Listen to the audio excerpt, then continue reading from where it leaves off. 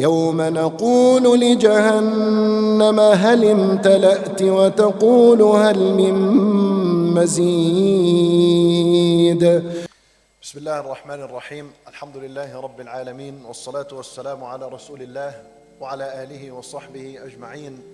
My dear brothers and sisters in Islam, I don't have much time with you, but I just wanted to get straight to my question that I wanted to ask all of you. And indeed what we saw was a sad and at the same time a very inspirational video.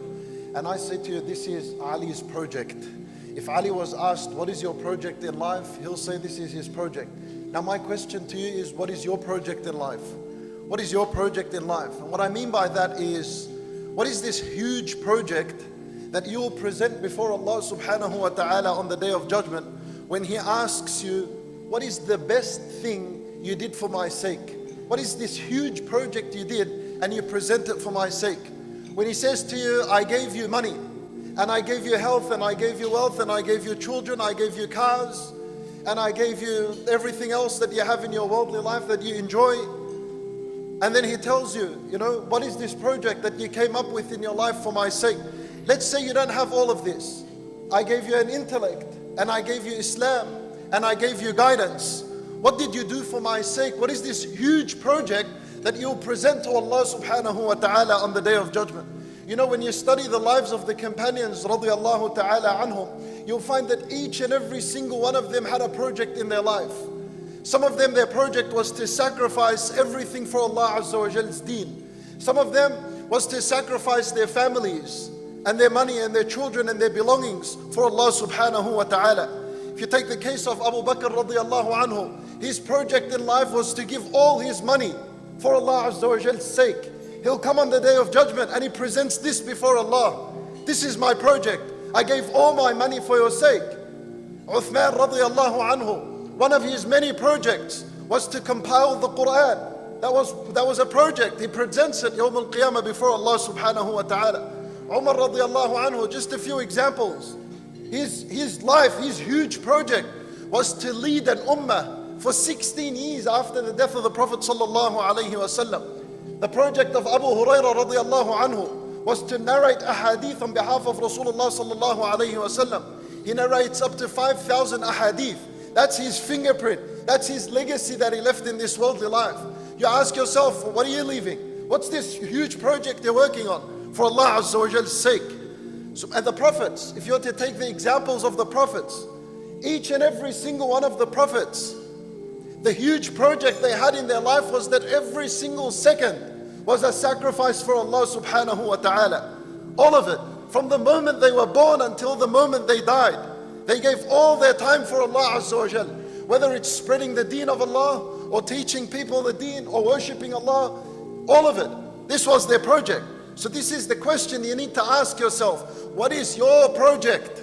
What is this project you're going to present before Allah Azza wa Jal? I'll just share with you a quick story where this idea came from. There was a family, their father had died, and he left behind lots of wealth, lots of property, money, investments, businesses, accounts. He left millions and billions of dollars. And so one of his children, his son, he said that my father died and we took the money and we split it among our brothers and sisters. And we had forgotten our father, and maybe we just remembered him in Ramadan or in Eid. Sometimes we go to his grave and we make dua for him. And then his son, he said, so one day I sat and I began to reflect. And my father left us a lot of wealth and he left us a lot of properties. And just a second before he died, he was rich. And the moment he died, he became poor. And he was put in his grave. And now he is wishing for one of his children to come past and give a sadaqah on his behalf, or to dig a well on his behalf, or to sponsor an orphan on his behalf, or to make dua for him. He's poor in his grave, he's wishing one of his children do something for him. So then his son, he began to reflect even deeper. And he started saying to himself that tomorrow I'll be like my father. I'll die, they'll wrap me, they'll wash me, they'll wrap me, they'll pray, and they'll put me in my grave. And then I'll be wishing for my children to come and do some good. So he said that, he gets up and he says, I'm going to build my hereafter with my own hands. I'm alive, I have money, I'm going to start working on my own project now. I'm not going to wait for my children. I don't know, maybe my money gets stolen after my death. Maybe my children fight after my death, who wants the money and who doesn't. So you know what, I'm just going to build my hereafter with my own hands, with my own money as I'm alive. That was his project, subhanallah. And you know, he started building masajid, he started building orphanages, he started buying masahif Quran and putting them in masajid and distributing them. And so many people are like this. This is their project in life. This is what they'll present before Allah Azza wa Jal on the Day of Judgment. Not necessarily they worship Allah a lot. They're not necessarily people that fast every day or every second day or pray at the night. Allah Azza wa Jal gave them money, and that is what they want to meet Allah subhanahu wa ta'ala with on the Day of Judgment, with the many projects they had. And there was one famous poet, he said, it's beautiful in Arabic, but let me just translate it for you in English. He said, there is no house you will live in after your death except the house that you built for yourself before your death. If you put lots of care and you take care of this house you build now, you will rest after your death. And if you ignore it and you don't build a house at all and you don't care about the idea, you're going to be very, very worried. You will be sad and very, consistently worrying after your death. So my dear brothers and sisters, what is your project in life? What is this thing you're working on that you'll present before Allah subhanahu wa ta'ala and that you'll benefit from after your death? A student of knowledge, he said, I'm going to record 1,000 lectures. That's my project, and distribute it so people can benefit. That's what I'll present on the Day of Judgment before Allah Azza wa Jal. Another person, he said, I'm going to give a Quran for every single day I live. So if I live 20,000 days, that's 20,000 Qurans at a masajid, I'm going to distribute them. That is my project in life. That's what will benefit me after my death. And this is what I'll present before Allah subhanahu wa ta'ala. But you know, this is for people that have knowledge. And maybe this is also for people that have a lot of money. How about the rest of us that maybe don't have enough or don't have that much knowledge? How about the mother, the woman that sits at home? You know, what is their project? I say, my dear sister, the mother, your project should be your children. Your project should be your children. You ensure that they memorize the Quran, and you ensure that they are raised up upon Islamic morals and conduct, upon Islam, so that after your death they make dua for you. That's your project. That is a huge project. That's something you can present on the Day of Judgment before Allah subhanahu wa ta'ala. You know, Al-Imam Ahmad, Al-Imam Bukhari, Al-Imam Al-Shafi'i, rahimahumullah, all of these famous scholars that you know of, they were all orphans. They were actually the projects of their mothers. Their mother, that was their project. And you know, we say Al-Imam Ahmad, rahimahullah, we make dua for him. He benefits from it. At the same time, his mother is benefiting. And she presents her son on the Day of Judgment. That is my project in life. You know, fathers and the husbands that are here, what is your project in life? Your project in life, if you don't have any money or anything, your project should be that you take care of your family, and you take care of your children, and you take care of your wife. You know, give up that nightlife. Give it up. Give up that nightlife in where you hang out until 2 a.m. Give it up. And give up the unnecessary travels and the camps and the outings. Give them up for Allah subhanahu wa ta'ala's sake. And focus on your family. Teach them the Quran and teach them Islam, so that when they grow up, they become righteous. And you will benefit from them after your death when they make dua for you. You know, this is a project. This is something you can present on the Day of Judgment before Allah Azza wa Jal. My project was that I took absolute care of my family. And I left so many things that I was attached to and inclined to, but I left them all for this sake, so I can give a righteous upbringing for my children, so that every salat they pray and every word of the Quran they read, you're getting rewarded for it in your grave and you don't even know where it's coming from. This is a project you need to have in your life. You know, perhaps your project could be spreading Islam in your neighborhood. Your neighbor, that's your project. Every day or once a week or whatever it is. Your project in life that you're going to present on the Day of Judgment is that you spread Islam in your community or in your environment, in your neighborhood.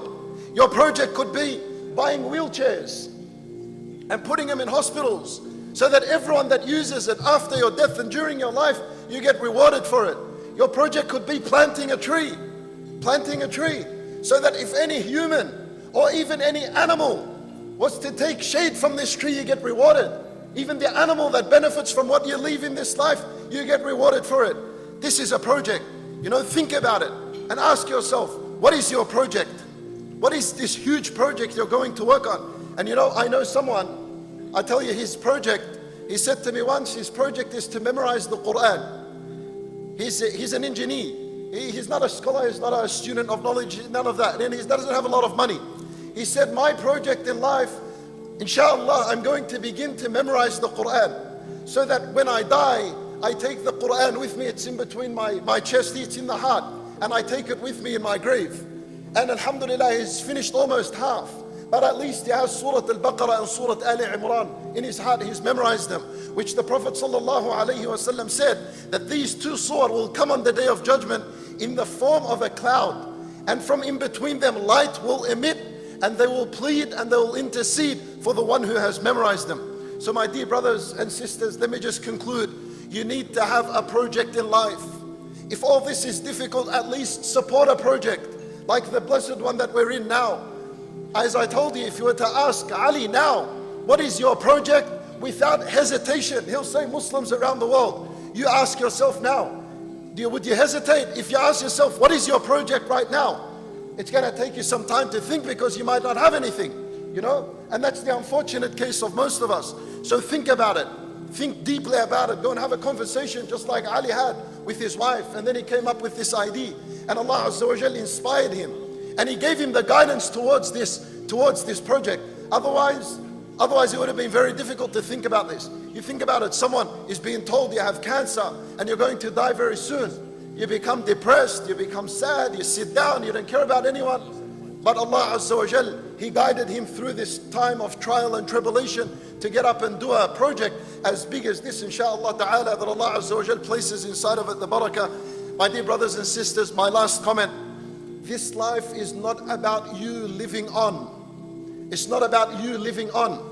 It's about what are you going to leave behind that lives on. That's what it's about. What are you going to leave behind that will live on? What is going to be your fingerprint, your legacy in this life, so that there becomes a river of hasanat inside of your grave and you're not depending on anyone. We ask Allah subhanahu wa ta'ala to bless us all. We ask Allah Azza wa Jal to bless this project and to place the barakah in this project. We ask Allah Azza wa Jal to forgive our sins and to cure our brother Ali. And we ask Allah subhanahu wa ta'ala to make us people of the Quran, people who benefit from the reminders of the Quran.